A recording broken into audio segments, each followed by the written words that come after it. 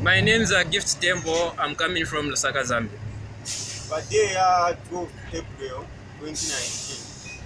Wanakwenda Watituma kwenda ku South Africa. On 12th April 2019, we were sent to South Africa. Mwamene wanatitumira ulendo tunaenda mchemushe mpaka tafika kuja ku Richards Bay kama wanatitumira. We went to South Africa on a safe journey. So pamene tunafika kuma 19 hours. After tafika 19 hours, inakuwa tazima motoka. Tunaenda kucheza pamwamba pale wanzatu wanaona pakini. We reached at 19 hours in South Africa. Then we went to chat with our friends. So pamene tunacheza tunaona time yaenda first kulele kwa motoka. Nimwe tinapwerera tinapeza awina ngumgaiza bendeza motoka. Nimwe nyapinzira motoka. Switching off. After chatting, we went back to our vehicles. Then we found that one of the vehicles was moved, so we were forced to move our vehicles. Then I switched off my vehicle. So pamene lazima motoka ida ndipo na mbokonzi wa ukia paniki then ngoni. So pamene nalitenga pakuja naona je muliro uhosi kumbuyo wambiri ngonga nchimbili chimungani mkati push. When I was preparing to eat, I just saw fire at the back of the vehicle. So after naona wayaka muliro nasekula dono seluka. After I saw that there was fire at the back of the vehicle, I opened the door of the vehicle. After naseluka napundira magayizi, "Aro guys, muliro wayaka kuno." Then magayizi wanaliza chima motoka yao wewe na kwenda nasala nini. So after I saw that the fire was too much at the back, I shouted to my friends saying, friends, come and help me. Ye pamene naona bataba ninatenga natamanga kutenga ma fire extinguisher na kwamba kuzimya. Then my friends ran away. After they ran away, I got the fire extinguisher and went by the fire. Yo pamene nazimira muliro ja mpaka mapampu ya mulungu wasima. Then I took the fire extinguisher and sprayed through the fire, and the fire was off. Yosi ya matraki amene nzepo ya nizi pa fupina hii. Ai nizi mbali mwa road.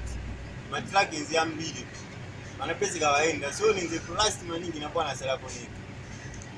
I was just at the side of the road. Ye mwamene ninagonera motoka mpaka kwacha kuseni. Kapulana kunitoyinga. So that's when I slept until in the morning. That's when they came and they took me home.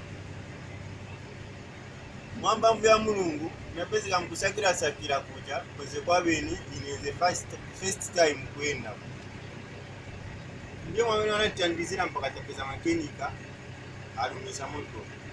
By God's grace, that's a foreign land, so I had to look for a mechanical, an engineer, to come and help me out. Chenze bwanji kuona kuti ati moja mu country mweze ni foreign place. Chenshena kungalirani ize bwanji kuti mpeze muntu akutanzire na kulungisa motoka.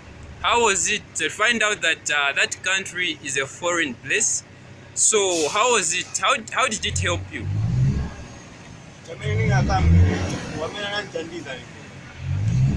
Kwa baine nika simbuka mbisi na mpesa. Koma ngati mulungu alipo bali na wanaweza pesa kuja pesa kwa kutandiza ndio kwa kuzana na pesa mnaweza kusaidia kabisa. What I can say is that it was just God's grace, because that's a foreign land. So I can just say it's just God's grace. Ilo futi kuja kuntu South Africa kweze ma election. Weze kumenya, weze kupaya, weze kushoka abantu. So oloma movements mtuchoke pamoja kwa wenu. Chenze choyo vya maningi. So nyamika chemu. Finding out that in South Africa there were elections taking place, so even moving, because xenophobia was taking place in that country, so even moving from one place to another was very much difficult. Ero kuika hapo futi nzeli pega stove ninze libe mapoto nize nanyamuka che mamaganizo yanga ati nizaenda by 3 days 4 days times nzabwere but maganizo yanga sinje maganizo ya mundu so vinapeze kati naenda kuja motoka yapi.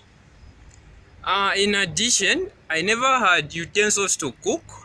So what happened is that in my thinking, I was thinking that I'll go there and come back, but the incident that happened, it had to make me stay for so long there. So experience yani in terms of vakudya mweze kudya chani. So what was your experience in terms of food? What were you eating? Mongangani ya kudya penzeka filling station pafupi pamene nizo kula ko bread na manzi na drink. Ndiye nizo kanisa kudya ni bread che na drink basi. Just nearby there was a filling station where they were selling bread and drink. Lero muganize kuchokera 12 April mpaka pa 4th ndiye pamene nachokako pa 4th May 2019. Yonse madezi anize kudya che bread drink manzi. Sometimes nganaona kwa fipa nchini zagona chabushini. Just think of it, from 12th April to 4th May, I was just drinking a drink and eating bread. So, bantu ba mulungu chamene ninga kambe kuli konse pamene tizaenda tizembekezera chili chonse chamene sifunika kuti ndakozi ine panizo ndakuza sinenzo ukonzi koma mulungu analilimbisa pavonse pamene nakumana napo boyi. What I can encourage you is that wherever we will be going or wherever we go, let's be prepared. It's just God's grace that I am here, and it's God's grace that we need to keep in mind to say, okay, now I am going to this place, so we need to pray. So pamene wana kutumani ku Richards Bay ndeko yonzo wana kutumani timuyende ndeko emina indotenga ija katunde yona kuluzana timukatenge. So when they sent you to Richards Bay, that's the place where they told you to say this is the things that you need to get. Wezana tumani tenge ku Richards Bay katunde. But after moto bayasira vanachinja nokuti tiende ku Durban pamene siniziva sinafikeko even ku Richards Bay nakwebvenzi first time but again futhi wachinja ati uende ku Durban pamene siniziva. They told me to go to Richards Bay, the place of which I don't even know. Then they sent me again to Durban, the place again of which I don't have an idea of. So chenze licho kukoserani bwanji kuti mwende mukafike ku Durban kuja. Motoka yenze inaenda che ini mushe mweze ibe breakdown after yapya paja wakonzerani mnaenda sabe mshe kwenda kufika ku Durban. Pamene mka ku Richards Bay kwenda ku Durban motoka natofuna buno bwino mpaka ninaenda nafika ku Durban. After nalonga katundu ninamba kubwerera ninabwerera ninafika mu Richards Bay pamene nze kwembekeza diesel order diesel. When I went to Durban from Richards Bay, the vehicle was just okay, but after I logged in the acid, the vehicle started performing. So pamene nyanyamuka pa Richards Bay kwamba kugwira manje kulunguzana. After nafika Mpongola nina facing after problem ya radiator inabwamba kutosa manzi radiator maningi yako ati sinizoziwa ati ningafike napo.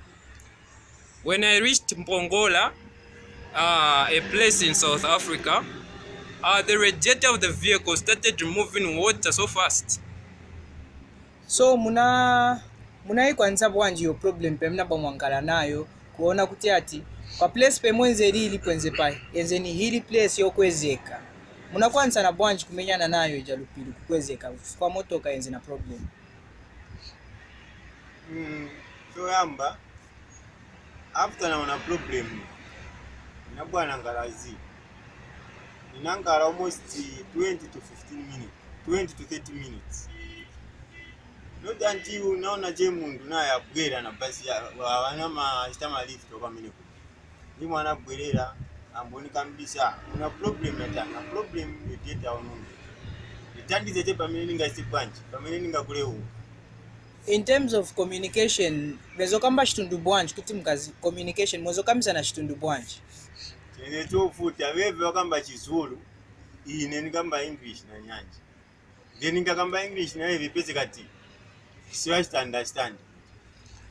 So when the radiator was removing water, I just kept quiet. Then the bus came with a certain man came. Then I talked to him, asking him where can I buy meal. Then he said to say, okay, there's a side where you can buy meal. Ngema mena na ntengera tani zakutandiza zona na kuntenga moto kama mtu nipeleka paka shop pale ndio kulisa unga naenda na gula. So after he talked to me saying I can help you where to buy meal, he took me to a certain shop. Then we bought meal. Ngema na kulira unga na tiramu mu radiator na tiramu na manzi awe naona yasikamonga ya vali. That's when I got the meal and pour into the radiator, and I saw it say now it is closed. Manje pamene nenze kwenda kwenze pili kwenze kokwezeka muno kulipoka nini nganikanze nayo pili. Chifukwa ni pili ni kulu ni tali not masebe. But where I was going, it was so hilly that even in Zambia I cannot even compare the hills compared to South Africa. Amina na endako papongola asi hapo waisi ya rupiya papongola mwenye ni tali almost 7 kilometers somewhere. Those who went to South Africa can tell to say Mpongola Hill is a very, very long hill. Ndi wamene na inyengerera pangono kwezika nipaka mpamvu ya Mungu na series ayonse. That's when I just forced myself to go by Mpongola Hill, went there, then by God's grace I managed to pass through. So my yamene na peseka nayo moto ngati apita mabambu nishi ujaunga uchoka hapo ipese kati ya mafuti kuchosa futi manzi. So the challenge I had was during the vehicle moving, the mini-mill in the radiator, as it was moving, the mini-mill was being shaded slowly by slowly. So nezechani kaenda 40-50 kilometers, itopinga manzi 5 liters, sometimes 7 liters. So after going a distance, I was just pouring some water and pouring some water. Chamini chirangiza kuti oke vambiri vaneninga kuzeni nilipo. So experience yanu yonse vemnaendela until kubwerera. Experience yanu munga bauzeko bwanji bana ba Mulungu pali vemwa pitamo. Chamini ninga kambe chakuti pali ponse vamene tienda uloliweka osaganza tuliweka. What I can say is that everywhere you go, don't think you are alone. Mulungu angala pafupi na hilo. Jesus Christ ali pafupi na hilo. So osangala na maganizo yako kama waziganiza kuti Jesus Christ alipo ali pafupi na hilo. Think of it to say God is with me. Don't just have your own thinking or your own thoughts. Just think of it, say God is with me. Nanga monga kuli banyamata bamene sibolimba na nchito swali determined swalangana na pasogolo kugwira nchito molimba bafuna kukwatira munga bachite encourage bwanji kuti bazibe na bebe I think bangafakire konzero nkusebeza munga bachite encourage bwanji munga kumise kupera bawetu yanzanga mwamuna afunika kulimba. To the youths, a man should be strong. Ufunika kulimba. Whether ungale navo ulibe ufunika kulimba. Whether you have them or not, a man should be strong. Ukapezeka mafuta ufunika kulimba osataba. Ni time yako amene ufunika kuonesa tingine mwamuna. Even when you are found in problems, don't run away. it is the time now to show that I'm a man. Monga manena istilaini. Okay. Simpamvu zanga koma ni mulungu. But na ufunika uonesa pona action yako. Waonesa kuti ni chintu chachitika nifunika nchite kwanje. Nifunika nchigonjeza. Nikuyangana kuli mulungu. Then nayo wachita bwanje wekapona action. Mpaka chia chintu chachita bwanje chita 7. So monga muna wanzanga misepera. Tufunika chekulima. Like the way I did, yes, it's God's plan, but even you, as a man, you need to show action. But what I can say is that it's just God's grace. Encouragement yanu kuli bonse South Africans including na Zambians tonse pali vemwa pitamo imwe na vya kuchitirani mulungu. Encourage amenenza pasa kuli bantu bonse Zambians, South African, o entire Africa. Chakuti pali ponse bamene tiyenda tikulupirira mu. Ero tentingale na mtima zokondana, mtima z'abantu. Tingana na mtima z'abantu. Nishipali ponse bamene tiyenda zachita bwanji mulungu azangala pafuna. Again, what I can say is that as Zambians, Africans, we should all have the heart of people, and we should all believe in God wherever we go. Kwa experience yanapitamu yalipunziza vambiri. Yakwati sinfuniko chitekera pali muntu, kumafuniko chitekera pali muntu. Ndase ninzeru za muntu kuja wanenzeriri. Sembe nachita abandon moto kanane na kuzira. The experience which I had was a very good experience because me alone, it couldn't help, but because of God, it helped me. Mr. Tembo, thank you very much.